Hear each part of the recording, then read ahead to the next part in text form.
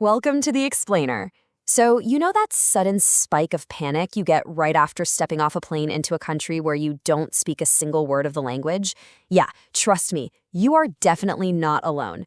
Today, we're diving straight into some absolutely essential Portuguese phrases and concepts to help you navigate your way around. We're totally skipping the heavy grammar books, and we're going to focus on the practical, real-world language that actually gets us from point A to point B. Okay, so imagine this. You've just landed. The sounds of a totally new city are buzzing all around you, and you really need to find your hotel. How do you navigate a new country?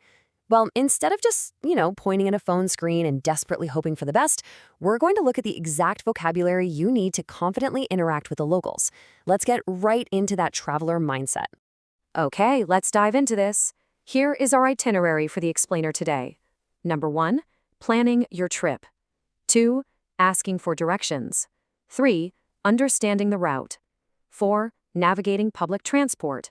And 5, buying tickets and boarding. Let's get going. Section 1, planning your trip, setting your intentions.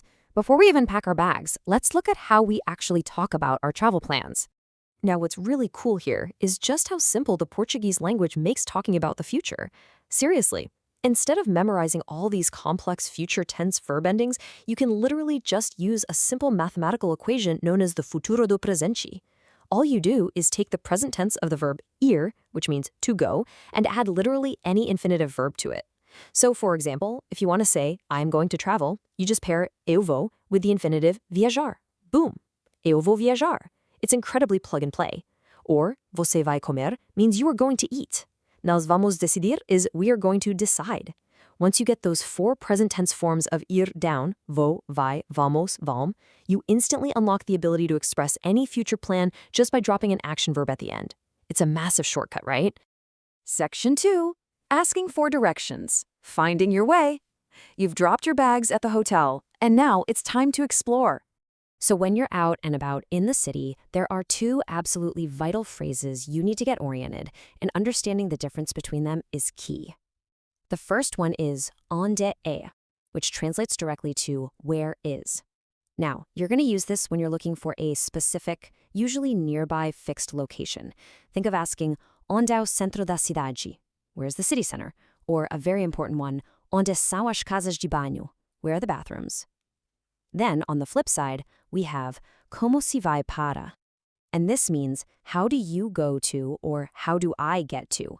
You'll use this one when asking for a route to a destination that might require transit or a bit of a longer journey. Like, como se vai para o aeroporto? How do I get to the airport? Knowing exactly which phrase to use just instantly makes your question so much clearer to the locals. But hey, asking is really only half the battle, right? Section 3. Understanding the route, decoding the answer. Okay, so when a local enthusiastically answers you in rapid-fire Portuguese, just try not to panic. I know it's tough, but they generally follow a pretty predictable sequence of instructions. So let's build a little mental map together. First off, you might hear sempre em frente, which basically means straight ahead or straight on. Just picture yourself walking straight down the avenue. After that, they're probably going to tell you to turn. Listen closely for the word vire, which simply means turn. Vire à direita means turn right, and vire à esquerda means turn left. Finally, they might throw in a landmark or stopping point, like al fundo, meaning at the end, like, the end of the street. Also, definitely keep your ears open for os semáforos, which are the traffic lights. Honestly, if you can just catch these key anchor words, frente, direita, esquerda, fundo, semáforos, you can navigate almost any local route without needing to understand every single little connecting syllable. Moving on to Section 4, navigating public transport, getting around the city. Walking is great and all, but eventually we'll need to hop on the transit system, and that requires its own specific vocabulary. First up, let's anchor some of that foundational vocabulary. If you're making big travel plans, you might be taking an airplane, which in Portuguese is an avião. So you might say, eu vou de avião, I am going by plane. Now, for getting between cities, you'll definitely want the train, or the comboio. It's an absolute vital word to know. And hey, if you're asking for the train station, you just combine it with our earlier phrase and say, onde é a estação de comboios? And then we have the true workhorse of local city travel, the bus. In Portuguese, it's the autocarro. Now, think back to those routing questions we just covered. Do you know how to ask if a specific bus actually goes to your destination? Well, you just ask the driver. Este autocarro vai para? followed by wherever you're trying to go. Like, este autocarro vai para o aeroporto? It's such a simple, direct question, but it will literally save you from ending up on the complete wrong side of the city. Now, what if you're underground, taking the metro?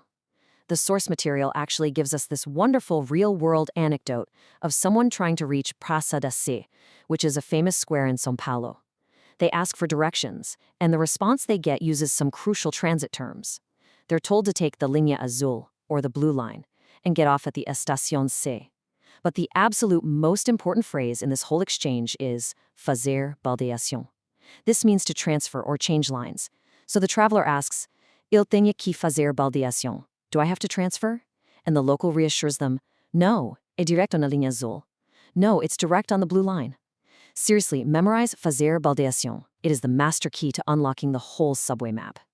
All right, section 5, buying tickets and boarding, making the transaction. This is where we actually secure our passage.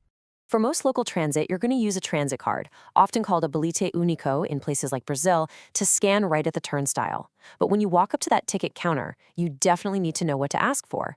You can ask for just a single ticket by saying bilhete, or if you're going to be exploring all day long, you might want to grab a day pass, which is passe de dia. To figure out where to go, you'd simply say, onde posso comprar bilhete? Where can I buy a ticket? It's simple, it's polite, and it completely gets the job done. Once you finally have your ticket and you're actually sitting on the autocarro or the comboio, there is one final, absolute lifesaver of a phrase you need to know, and it's this. Pode dizer-me onde vou sair, por favor?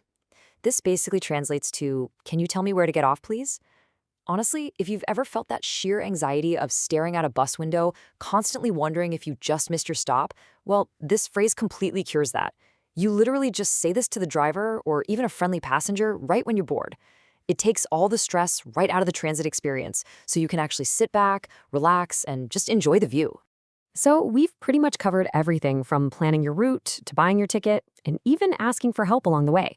That gives us a really solid framework of practical Portuguese travel vocabulary. So bringing us all the way back to that awesome future tense formula we looked at earlier, para onde você vai viajar? Where are you going to travel? Start thinking about your answer. Eu vou. Until next time, safe travels.